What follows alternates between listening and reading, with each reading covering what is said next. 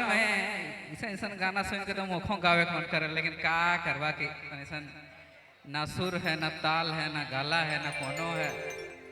लेकिन हाँ उसन सोचे कि ना खे सिर्फ मोरे गला खराब है। यहाँ एक से एक हीरा मोतियां हैं, एक से एक रतन है। तो वह रतन में से एक के बुला था मैं श्री रतन बड़ाइक जी, इस हमर मेला का रतन आई जाओ और स्वागत है इस मंच में। लो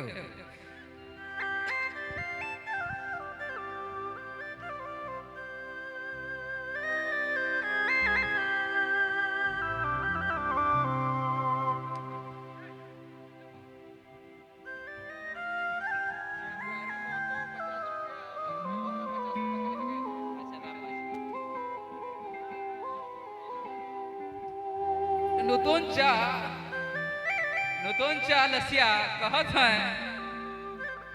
हो मोय तोर पास ही जरा सोच के तो देख, हो मोय तोर पास ही जरा सोच के तो देख, अपन ही आई कर बजाए कहियो दिल कर इस्तेमाल करके तो देख। तो केकर ले कहा मैं नहीं जानो था, लेकिन मैसेज पहुंच जा हो तो ले आगे कर मैं दे था सन्यासी जी।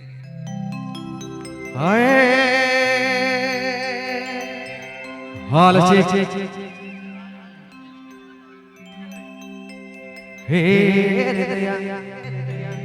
चलो एक छोटा सा और मतलब बीच में नया गाना प्रस्तुति करे थे।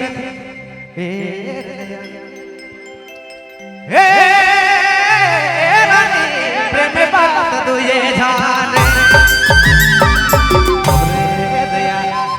एक मिनट सबके खुलियाम बोले सब जग, लेकिन प्रेम के बात दुई जन में अपने अंदर तक चाहिए कि को सुनाई देनी चाहिए।